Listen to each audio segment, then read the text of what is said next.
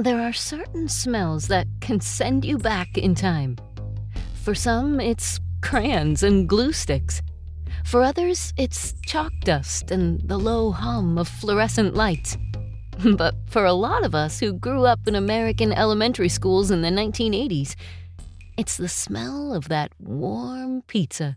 With its melted cheese, tomato sauce, pepperoni. I can just about taste it.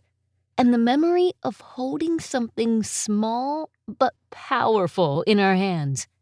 A certificate, a badge, a promise. As a kid, I didn't know the phrase positive reinforcement. I didn't know anything about literacy initiatives or corporate partnerships. What I did know was that if I finished enough books, something amazing happened.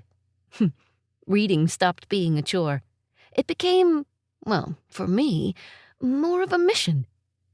I remember sitting cross-legged on the carpet during silent reading time, not just skimming pages, but for the first time, devouring them. Short books turned into longer ones. One chapter led to another, and somewhere along the way, stories stopped being assignments and started becoming companions. I didn't realize it then, but I was learning something far more important than vocabulary or sentence structure. I was learning and developing a love of literature. Across the country, millions of kids were doing the same thing. Classrooms tracked minutes read. Teachers handed out colorful charts and stickers. Parents signed reading logs at the kitchen table. And quietly, almost invisibly, a generation of readers was being formed. The program didn't ask kids to be perfect. It didn't reward test scores or grades. It rewarded effort. Read, finish, turn the page.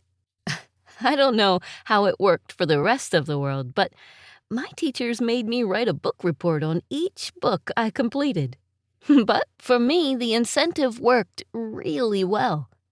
And just like everyone does, I grew up. But I didn't stop reading. I didn't stop loving stories. Eventually, I built a life around them. Narrating audiobooks, performing audio dramas, telling true stories on the airways, and now creating my own. When I look back, I can trace a straight line from those early reading days to everything I do now. And here's the twist. That nationwide reading program, the one that quietly motivated millions of children like me, wasn't created by a school district. It wasn't launched by the government. It wasn't even started by educators. It was created in 1984 by a pizza company. Specifically, Pizza Hut. The program was called Book It. Do you remember this program? Did you participate in it? Man, I still look back on it with awe. The goal was simple. Encourage kids to read by rewarding them with something tangible. A free, personal pan pizza.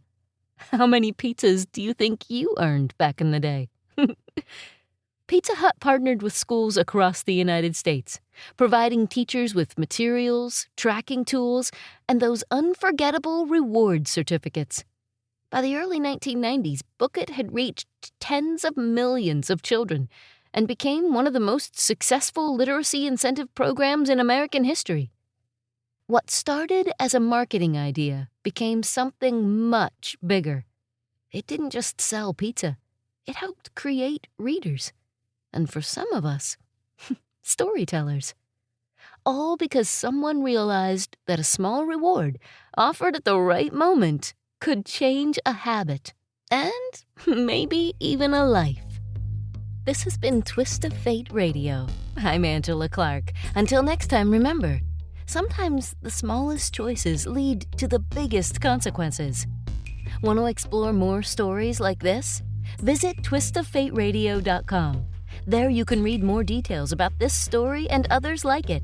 Plus, you can submit your own Twist of Fate story to be considered for a future episode. You never know what twist of fate is coming next.